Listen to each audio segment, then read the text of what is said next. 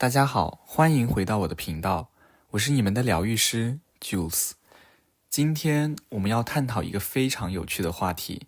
那就是 ENFP 在爱情中的表现和他们独特的爱情观，以及他们的爱情模式，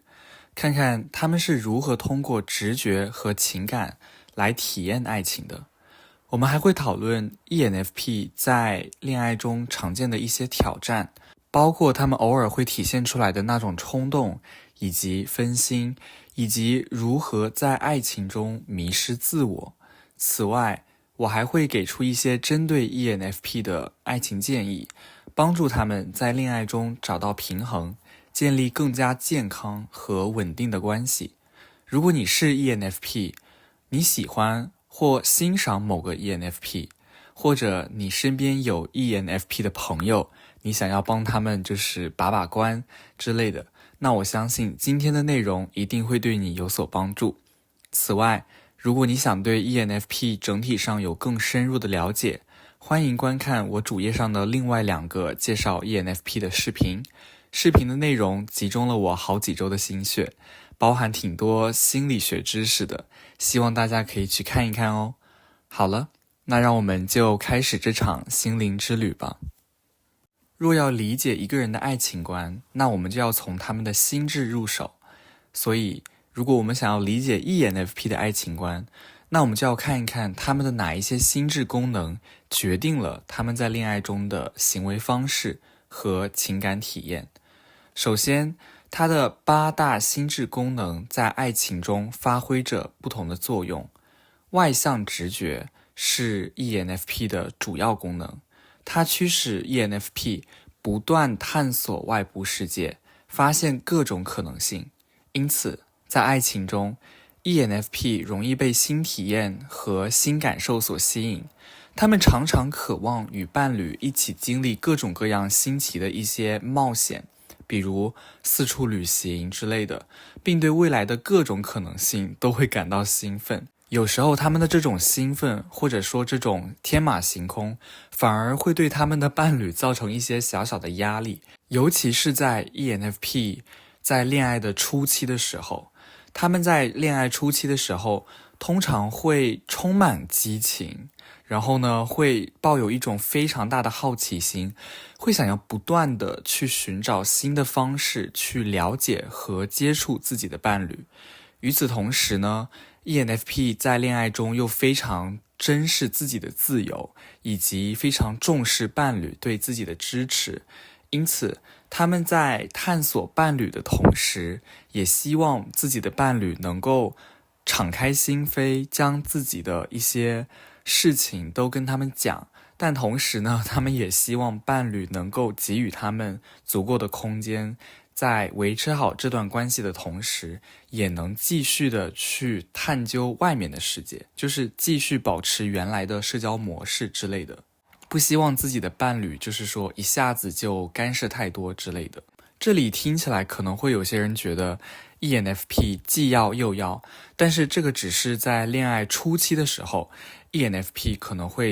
会特别表现出以上的这种现象。在后期的磨合过程中，双方如果能够通过有效的沟通，以及双方的互相的那种妥协，那在长远来讲是不太会出现说 ENFP 希望自己就是一个游走的自由的灵魂，然后呢想在这段恋爱中得到什么就得到什么，他想走就直接走，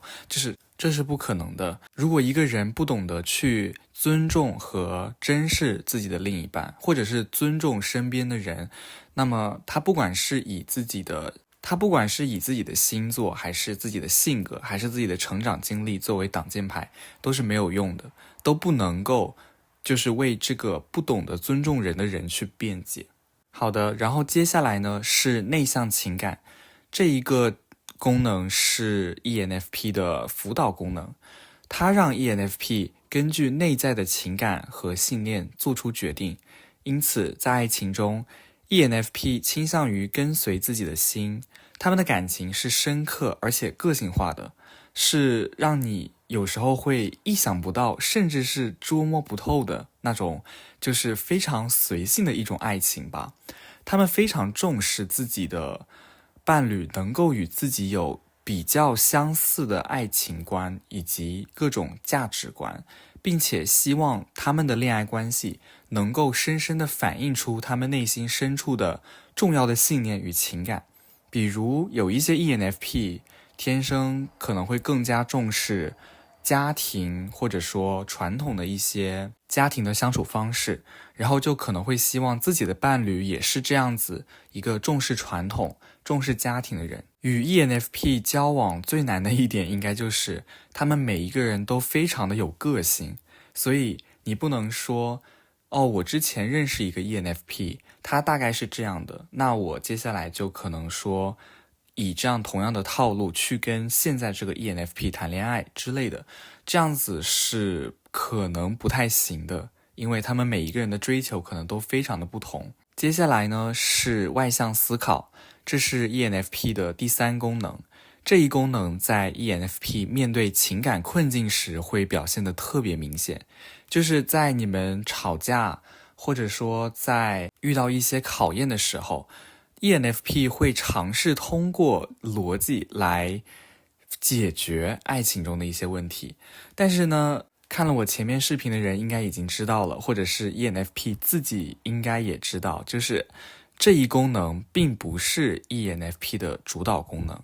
因此他们在尝试使用理性分析和解决爱情中的问题时候，就很容易被自己的情感所裹挟，然后可能导致就更困惑了，就可能更解决不了问题，甚至把问题就是说它的解决的难度反而提升了。所以不管你是 ENFP 还是你是 ENFP 的伴侣，都要切记，就是说你们在解决问题的时候千万不能上头，你们不能被自己的情感所裹挟。我知道爱情在很大程度上，以我个人的理解来讲，在很大程度上就是一个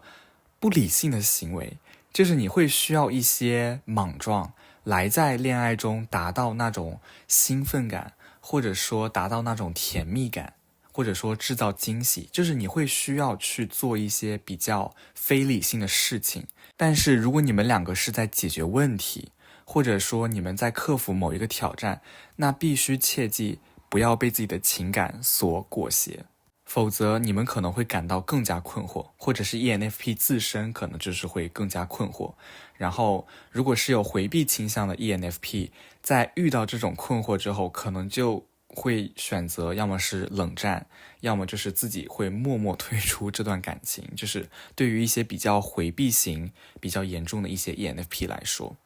然后第4功能呢，就是内向实感。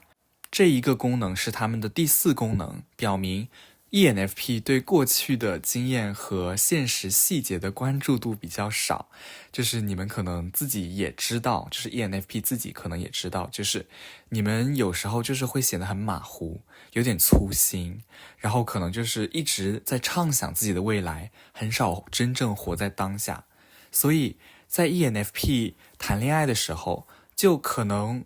很容易会忽略自己当下的感受，然后呢，忽略掉自己以前的一些恋爱经历中学到的一些东西吧。就是对于那些有恋爱经历的人来说，你们以前因为自己或者说另一半的一些事情而导致分手之后，你们可能并不会从中吸取多少教训，然后呢，在下一段恋爱中做出调整。这个我觉得也没办法，就是你们就是属于典型的那种会在同一个坑里面，就是可能会摔倒好多次的人，或者是那种就是容易因为一些事情焦虑，但是你们焦虑完之后发现怎么又做错了，就是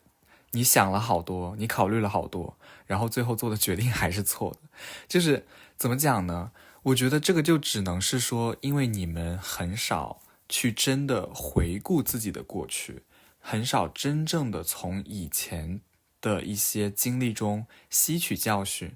获得成长，所以这一点是非常重要的。我前面的2期视频也一直是在教 ENFP 要定期的去怎么讲呢，就是回顾自己的过去，不管是通过什么样的方式来做一个就是反思，让自己不断的从过去的经历以及错误中成长，这样子。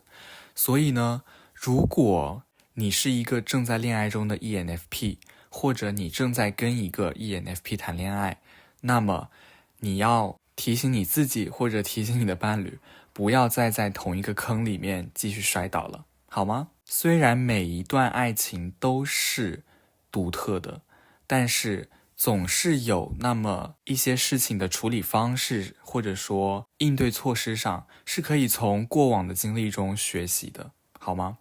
然后第5功能呢，是内向直觉。这一个功能是不常被使用的，在偶尔时刻， ENFP 可能会有非常深刻的直觉洞察力，就是能够看到爱情中潜在的长期趋势和隐含的意义。这些瞬间的洞察可以帮助他们在复杂的感情问题中找到方向。不过呢，这个现象就真的不是很常见，所以可能还是最后就是在哪里摔倒，在哪里再摔一次，而不是在哪里摔倒，从哪里爬起来。所以不管是你自己是 ENFP， 还是你有一个伴侣是 ENFP， 你都要经常提醒自己，或者说提醒你的伴侣，去审视一下自己的过去，这样子。然后第6功能是外向情感。外向情感可以帮助 ENFP 在社交关系中建立和谐的关系，并且帮助他们与他人就是做出一些心灵之间的连接吧。这个虽然不是 ENFP 的主要驱动力，但是这一个隐藏的能力帮助 ENFP 很容易的去维持一个恋爱中的和谐关系，然后呢，能够比较细致的去照顾到伴侣的情感需求。就是很多 ENFP， 尤其是回避型的 ENFP， 他们口头上不太会去表达出自己的爱意，但是他们会有很多的行动和很多的细节来展现出自己对对方的关心，甚至有时候可能会觉得有一点点不好意思让对方发现自己这些小心思。所以就是虽然 ENFP 他可能有点粗心，然后呢不善于反思，然后呢可能会一错再错，就是在同一个坑里一直摔倒，但是作为他的伴侣，如果这一些对于你来说都是小事，都是浮云，那么你感受到的那种来自 ENFP 的关爱一定是非常无微不至，一定是非常细腻的。但是甚至他们是不求回报的。不过这里我得要提醒一下 ENFP， 尤其是带有回避性心理的 ENFP， 你们在对一个人的好的时候，不求回报可以算是一个锦上添花的加分项，但绝对不是一个必选项。我觉得你可以不求回报，但是你的伴侣绝对不可以是一味的只知道去索取。你对你伴侣的那种无微不至的照顾，不应该是一种理所应当。你在爱他人的同时，也应该要持续的去做到，就是继续的爱自己，这样子。因为这个外向情感本身就是你们的第6功能，其实使用这个功能对于你们来说是没有那么简单的。所以如果一个人把你对他的无微不至的照顾以及关心当做一种理所应当，那这个人就是没有做到足够的尊重以及珍视你，那就是可能你要做一些反思，就是从以前的一些迹象中看看这个人到底是不是真的全心全意的投入到这一段关系之中。如果不是的话，我只能说逃吧，快逃出去。然后你们的第7功能呢是内向思考，这一个功能也比较弱势，就是你们在深入分析和理性判断时，你们偶尔呢也会尝试做一些自我分析和逻辑推理。所以呢，就像我前面说的一样，我知道你们不擅长或者说不经常的去做自我反思，但是呢，我会希望你们从现在开始逐渐的去培养这种习惯，这样子在将来的不管是爱情还是工作还是普通的生活之中，你们都可以获益颇多吧，我个人觉得。好的，然后最后一个功能就是外向实感，这个表明是你们对当下的感官体验和现实世界的具体细节，你们的关注度是比较少一些的。就是前面也是说过了，就是你们经常是活在未来中的一群人，你们不是活在过去，也不是活在现在，你们是活在未来。如果是英文的语法的表达方式，就是你们永远都是将来时的。所以这一个点的话，可好可坏。有时候你可能会显得太天马行空了，导致你给你的伴侣造成一些压力，亦或者是就是我前面说的那样，你只关注未来的发展可能性，但是不去做反思、总结以及成长，那这也是一件危险的事情。所以我希望你们能花更多的心思去真正的体验当下，就是关闭掉自己脑子里的那些畅想也好，杂念也罢，关闭掉，你们就来体验一下活在现在到底是一种什么样的感觉。好的，所以通过理解这些心智功能呢，我希望能够帮助 ENFP 以及暗恋 ENFP 的一些人，或者是 ENFP 的伴侣之类的，就是去更好的认识到 ENFP 在爱情中的一些优势吧，可以说就是一些独特的地方，以及他们的一些潜在的一些不完美的一些点，然后呢就能够去比较有针对性的调整一些行为模式，或者说情感的处理方式，从而建立更加健康、更加稳定的恋爱关系。好的，前面了解完 ENFP 呢，现在我们来看一下，作为一个旁观者，当 ENFP 运用他们的那8大功能的时候，展现出来的是一种什么样的恋人形象呢？他们给予爱的方式具体又是怎么样的呢？如果你想知道一个 ENFP 心里是不是真的有你，那下面的内容可能就要专心听咯。当然啦，这里的一切内容都是基于理论的，我前面也提到了，每一个 ENFP 都非常的有个性，所以他们在表达方式上是会存在细微差距的，不是说100%就是跟我说的一模一样。不过我这边就是会尽量给大家多一些例子，帮助大家来就是审视一下。首先呢，遵循情感与仪式感是 ENFP 在恋爱中的典型表现之一。尽管 ENFP 通常不喜欢被束缚在固定的计划之中，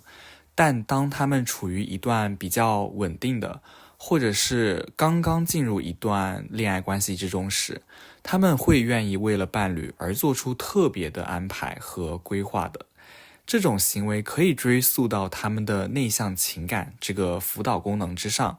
这个功能就是帮助他们在爱情中根据内在的情感与信念做出决策。当他们感觉到这些仪式能够加深他们与伴侣之间的情感连接时，即便这些事情在平时对于他们来说可能显得有些无趣，甚至有一些拘束，他们也会乐在其中。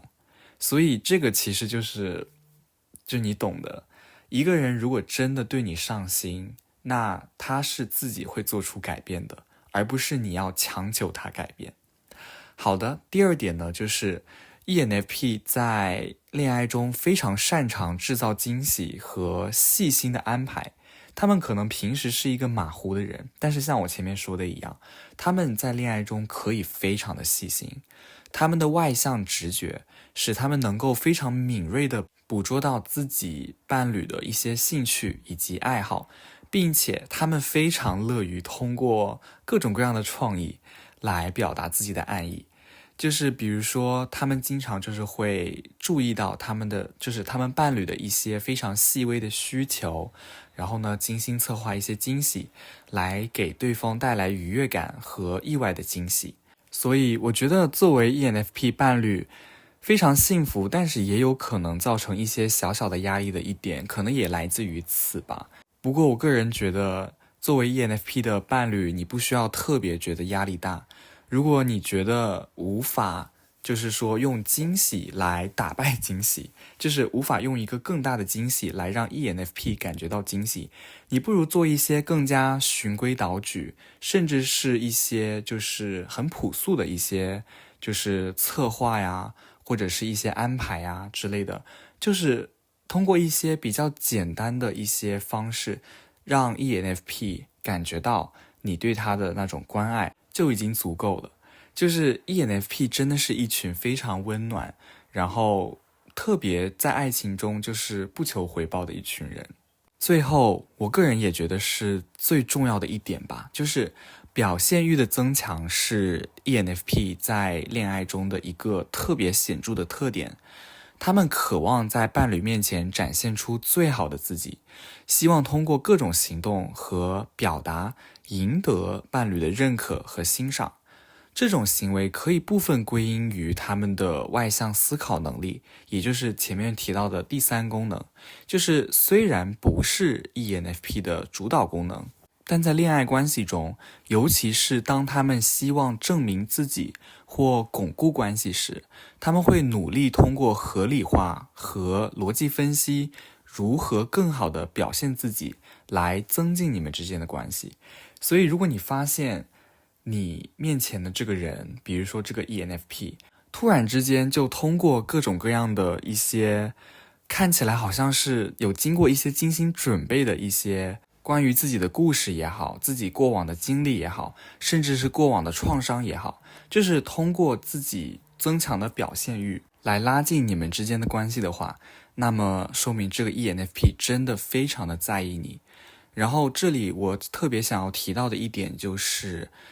ENFP 经常会陷入到一种自证的怪圈之中吧，就是其实逻辑分析对于他们来讲不是特别的擅长，他们也不是很喜欢这样去做。但是如果 ENFP 爱而不得，或者是 ENFP 的伴侣使他们非常的没有安全感，使他们要不断的去自我证明说我是被爱的，那么很快这个 ENFP 就会变得心力憔悴，就会陷入到非常严重的一种焦虑之中。还有就是如果是在一段恋爱关系之中， ENFP 和他们的伴侣吵架了，那也很容易会陷入到一种逻辑分析的漩涡之中。尤其是如果他们的伴侣逻辑分析能力特别强，那 ENFP 可能会时常觉得压力特别大，就是会发现自己为什么无法通过自证或者是逻辑分析来处理好自己与伴侣之间的争论。总的来说， ENFP 在爱情中的这些表现不仅体现了他们的创造力和情感深度，还反映出他们如何运用各自的心智功能来维持和发展亲密关系。通过理解这些行为背后的心理机制，我希望在场的 ENFP 或者是 ENFP 的伴侣之类的，可以更加有意识地管理好自己的情感和行为，创造出一个更加美好的恋爱体验。不过呢，没有一段感情是可以一帆风顺的，因此让我们现在来谈谈 ENFP 自己以及作为 ENFP 的伴侣可能会在恋爱过程中遇到什么样的挑战吧。以下的分析呢是基于理论层面的，所以请大家要谨慎对号入座。首先，冲动与分心是 ENFP 在恋爱中的一个比较常见的问题。由于 ENFP 天生对新事物充满热情，他们往往会在感情的早期阶段迅速投入，甚至可能就是完全都还没有了解对方，就已经马上进入到这段关系中去了。所以这种冲动会导致他们在热情消退之后开始产生疑虑，尤其是在感情逐渐趋于平淡的时候，他们可能会因为缺乏新鲜感而对关系感到不确定。所以作为 ENFP 的伴侣，我的建议是在你们恋爱的初期需要保持一个比较清醒的头脑，就是因为你是无法断定，就是说你身边的这个 ENFP 是已经足够了解你了，所以才选择跟你在一起，而不是说他只是头脑发热。而 ENFP 本人呢，我就是建议要慢慢来，你要给自己时间去慢慢的了解眼前的这个人，再做决定说要不要跟这个人进入一段恋爱关系。不管你们接下来的恋爱关系是稳定的，是长期的，还是短暂的，我觉得在事先都必须得要做好功课，不然的话，你不仅仅可能会伤害自己，而且还会伤害到别人。所以我们既要去理解和接受 ENFP 对那种新鲜体验的那种渴望，就是他们很容易会头脑发热去做一件事情，但是呢，我们也要认识到这些就是说性格特点带来的一些负面的影响，然后呢，帮助他们在感情中找到一个比较持久的兴趣点，然后呢，来维持比较稳定的关系，这样子。然后第二点就是过度调整与迷失自我，也是 ENFP 需要面对的挑战。如果前面 ENFP 让你感觉听起来非常的渣，那这一点你就会觉得 ENFP 其实很容易恋爱脑。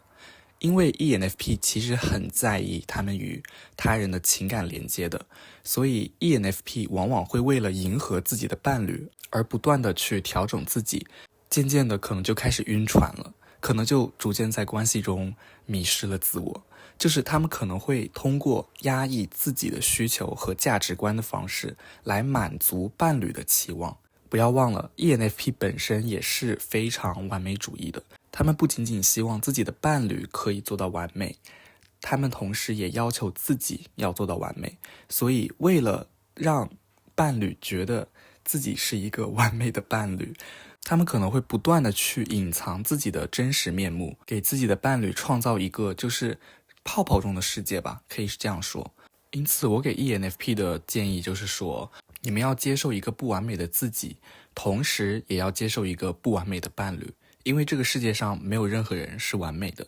其次就是，如果你需要不断的去调整自己，去迎合一个人，才能让那个人感到满意，并且那个人并不把你的付出当作是一个珍贵的东西去珍惜吧，那么说明这个人根本就不值得你这样去付出。我知道外向情感是你们的优势，你们非常容易在别人身上注意到一些比较小的一些特质吧，就是通过观察外部世界，然后呢捕捉到一些非常敏锐的一些信息，然后呢根据这些信息来迎合别人。就是你们是一个天生的非常善于讨好另一个人的人，但是呢你们时不时的也应该把注意力转到自己身上去，做什么样的事情是让你自己高兴的，你自己的追求又是什么，这些都是非常重要的一些问题，是你自己需要去不断的反思，去内省，去探索的。所以当你把过多的精力放在外部世界的时候，你自己就无法成长了。所以不管是恋爱中还是在工作生活，我都建议所有的 ENFP 在关注外界的同时，不要忘了你自己也是这个外部世界的成员之一，你自己也是构成了这个外部世界的成分之一。好了，以上这两点呢，就是理论上 ENFP 和 ENFP 的伴侣会需要面对的两个最大的挑战吧。不过呢，每一个人的恋爱关系肯定都是非常独特的，性格也只是决定一个人的行为的因素之一而已。一个人的品行、成长环境、压力水平以及人生追求等一系列不可控的因素，都会影响这一个人在一段关系里具体会做什么样的事情。这也就是为什么 MBTI 可以作为一个人择偶的标准之一，但请不要把它当作唯一的选择，好吗？唯一的标准。好了，现在呢，请允许我基于理论研究给 ENFP 一些爱情上的建议。我前面也是说了一些，就是零零散散的，这边我系统的给大家总结一下。对于 ENFP 来说，进入一段健康而持久的爱情关系，需要在热情和理性之间找到平衡，同时学会如何在探索新鲜感和享受平稳生活之间取得协调。首先，慢慢进入关系对 ENFP 来说尤为重要。就像我前面说的，请一定要放慢脚步，给予自己和对方更多的时间来真正的了解彼此，这样才能在关系中建立更稳固的基础。然后 ENFP 需要管理新鲜感和期待，他们的外向直觉让他们渴望不断的刺激和新鲜感，但在长期关系中，这种新鲜感必然是会逐渐减少的，就是我们要现实一点。所以ENFP 需要学会的是欣赏日常生活中的平凡与稳定，明白长久的爱不仅仅在于激情和刺激，更在于彼此之间的信任和支持。通过调整对新鲜感的期待， ENFP 可以在爱情中找到更深层次的满足感，而不是一味地追求短暂的激情。此外，保持与伴侣的连结对于 ENFP 来说是至关重要的，因此与伴侣进行定期的一些深层次的沟通和情感交流，可以帮助 ENFP 在追求个人兴趣和目标的同时，仍然维持住与伴侣的紧密联系，避免对方感觉就是说受到了忽视或者冷落。这一点应该很多跟 ENFP 谈了很久的恋爱，或者已经是老夫老妻状态的人应该非常有感触吧。ENFP 非常容易就是陷入到自己的世界里面，探索自己想要知道的东西，然后呢就忘了要与自己的伴侣去做一些深层次的情感连接。不过呢，说实话，他们也确实不擅长去做深层次的情感连接，所以作为 ENFP 的伴侣，你们可以就是引导他们去定期的做这样的一个情感关系的检查吧，可以这样说，这将非常有利于你们长期恋爱关系的一个发展。最后呢，就是平衡情感与理性。ENFP 有时候会显得有一点点精神分裂，就是大多数时候他们的情感是占据压倒性优势的，就是他们会非常的感性，但是他们如果在感情中受到了挫折，他们就会突然之间转到变成非常非常的理性。但是这种非常理性的状态并不是一种持久的状态，只是他们当时瞬间被激发出来的一种防御性的一种特质吧。这对 ENFP 的耗能是非常大的，所以我觉得试图通过冷静分析来保护自己固然是好的，但是我也请 ENFP 就是在情感关系中，如果受挫，也不要压抑住自己的情感，有时候把自己的情绪说出来，抒发出来才是更好的选择。当然了，我这里不是说大吵架或者是打砸之类的，就是这些是绝对不行的。我的意思就是说，要心平气和的把自己的情绪给讲出来。你们的情感是非常丰富的，但是在表达能力上可能还会需要一些提高，因为你们很少真的去深入自己的内心，去探讨自己的情感吧，可以这样说。只有你们不断的通过反思以及探讨自己的情绪的由来的原因，你们才能够不断的在情感挫折中找到成长的机会，你就能看清你眼前的这个人到底是不是你想象中那个可以与你共度余生的人，又或者是说这个人与你的性格是不是真的是非常符合的一个人，这样子。OK， 今天的视频中呢，我们深入探讨了 ENFP 在爱情中的一些表现，他们独特的优点和面临的挑战。ENFP 以他们的热情、创造力和对新体验的渴望而著称。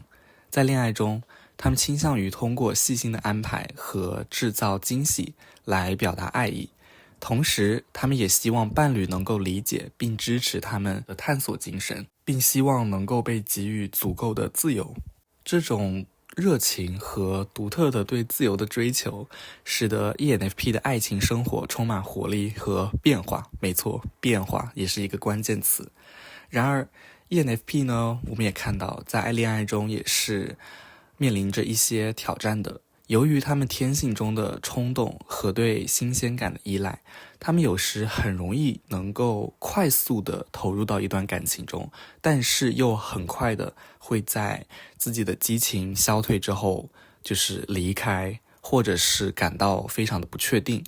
此外，为了迎合伴侣， ENFP 也可能会过度调整自己，以至于在关系中迷失自我，也就是我们常说的恋爱脑。所以 ENFP 真的是一个非常极端的人，要么是马上扎入一段感情，然后回过头来发现可能我不想要在这里待下去了，也有可能是上了爱情这条船之后就发现晕船了，就下不来了。所以我觉得 ENFP 尤其需要学会在感情中放慢脚步，欣赏日常生活的平凡，保持与伴侣的紧密联系，是 ENFP 在恋爱中取得平衡的一个关键现在呢，我非常想听听你们的看法。如果你是 ENFP，或者你正在与 ENFP 交往，欢迎在评论区分享你们的一些故事或者是感受吧。你们是如何应对以上提到的这些挑战的？